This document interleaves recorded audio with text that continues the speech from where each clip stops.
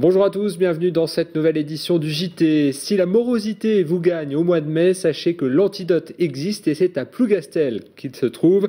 Le festival Les Feux de l'Humour, organisé du 16 au 19 mai 2013, permettra aux humoristes de se bousculer sur le plateau de la Velvore. À Plougastel, Olivier Cochon nous dévoile l'affiche 2013 de ce festival dans un instant. Mais tout de suite, l'actualité de ce 17 octobre 2012.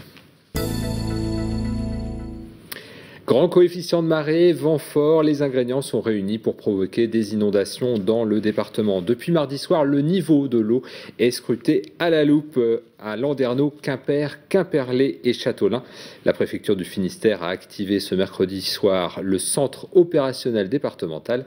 Elle appelle à la vigilance et puis le département est en alerte orange en raison des risques de submersion jusqu'à ce jeudi matin.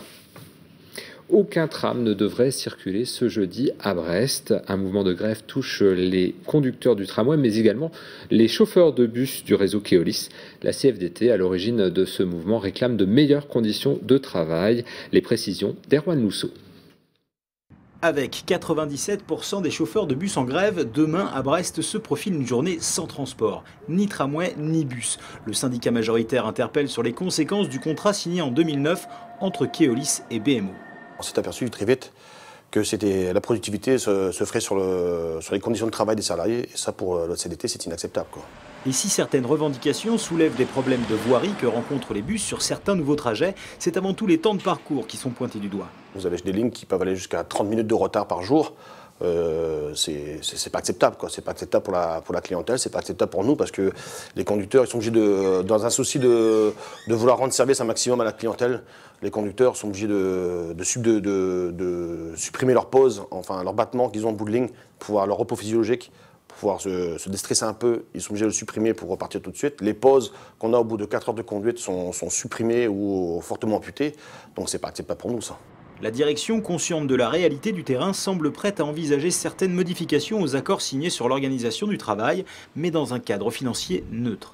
Aujourd'hui, je pense qu'on n'est pas très loin de pouvoir faire un certain nombre de changements tels qu'ils le souhaitent.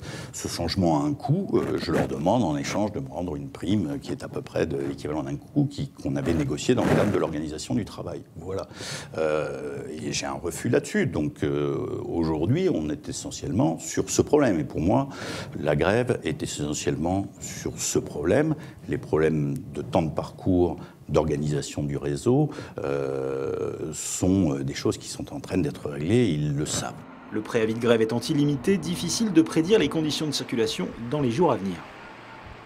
Et justement, pour plus de précisions sur l'état du trafic Bibus dans les jours à venir, un site internet www.bibus.com.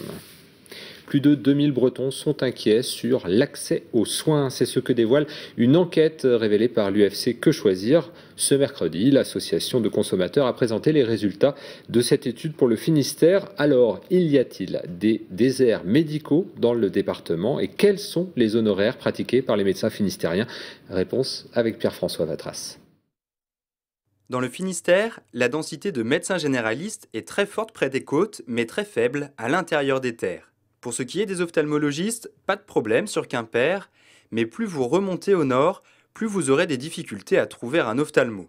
Ce phénomène est encore plus flagrant si vous en cherchez un qui ne pratique pas les dépassements d'honoraires. Concernant les pédiatres et les gynécologues, encore une fois, vous en trouverez facilement à Quimper, mais difficilement à Brest, et ce sera quasiment mission impossible à Châteaulin. L'UFC Que Choisir ne se contente pas de dresser un bilan. Pour réduire cette fracture sanitaire qui est quand même croissante, l'UFC Que Choisir propose 3 mesures. Un conventionnement sélectif des médecins, c'est-à-dire que toute nouvelle installation sur un territoire surdoté, dans un territoire surdoté, ne pourra se faire qu'en secteur 1, c'est-à-dire sans aucun dépassement d'honoraires. Une deuxième mesure, une réduction des aides publiques accordées aux médecins installés dans les territoires surdotés. Et une dernière mesure, la disparition des dépassements d'honoraires avec une phase transitoire qui les plafonnerait à 40% du tarif de la sécurité sociale. Voilà, et puis pour lutter contre la déprime, il y a le festival Les Feux de l'Humour. Ce sera en mai 2013 à Plougastel, c'est la 5e édition, et aujourd'hui a été dévoilée la programmation de ce festival. Olivier Cochon, bonjour. Bonjour. Vous êtes co-organisateur de ce festival, coprogrammateur même, avec la société Diogène Productions. Et Les Feux de l'Humour, donc c'est aussi l'occasion de rôder de nouveaux spectacles. Alors, quel talent prometteur avez-vous choisi de mettre en avant en 2013? Alors il y a des nouveaux talents, des talents plus historiques, disons, plus affirmés. Je pense notamment à Roland McDan, qui sera une de nos principales têtes d'affiche, qui lui est sur scène depuis 1978. Donc c'est dire si c'est un jeune talent. Et puis également, en deuxième temps fort, le magicien humoriste Éric Antoine, qui poursuit sa tournée et qu'on accueille avec un grand plaisir. Et puis effectivement des nouveaux talents. On va peut-être découvrir d'ailleurs tout de suite Éric Antoine dans son Mystérique. On va s'éclater. Pas d'oiseau là-dedans. Pourtant, lorsque tu regardes de plus près, tu passes jamais devant la star, jamais. Tu fais toujours le tour, Mirella, s'il te plaît. Qu'est-ce que la magie? Et tout d'abord, est-ce que la magie, c'est la même chose que la prestidigitation? Et pour différencier ces deux termes, deux autres mots. Secret, mystère. Mystérique. Alors le mystère, c'est vraiment aussi Éric Antoine en lui-même, quoi. Oui, c'est alors là pour c'est le moins qu'on puisse dire. C'est un personnage impressionnant parce qu'il fait presque 2,5 m, 2,6 m, sans compter les cheveux, et puis qui mélange l'humour, qui mélange la magie avec une dextérité assez incroyable. C'est un espèce de grand frappadingue qui nous amène comme ça dans son spectacle, et en fait on se rend compte que c'est une succession de tours de magie, mais qu'en fait nous-mêmes faisons partie, en tant que spectateurs, d'un espèce d'immense tour de magie. J'en dis pas plus, faudra venir voir, mais c'est quelque chose. Dans l'extrait, les spectateurs sont invités sur le plateau.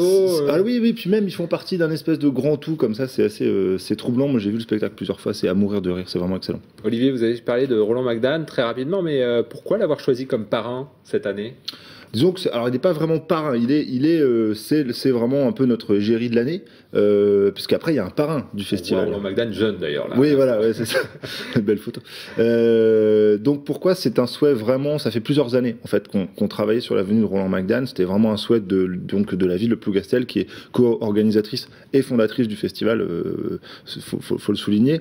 On n'a pas pu, pour des raisons de calendrier, des questions de disponibilité. Enfin, on y est arrivé, et c'est avec une grande joie d'accueillir ce grand monstre de l'humour populaire français qu'on a pu voir à ses débuts dans le Collard au Show, dans toute cette clique-là. C'est une autre génération justement par rapport au jeune public aujourd'hui. Ouais, mais l'humour, il y en a pour tous les goûts, pour tous les âges. On a toujours essayé de respecter notre public, un humour un peu populaire, large, qui se prend pas la tête, et puis c'est très bien.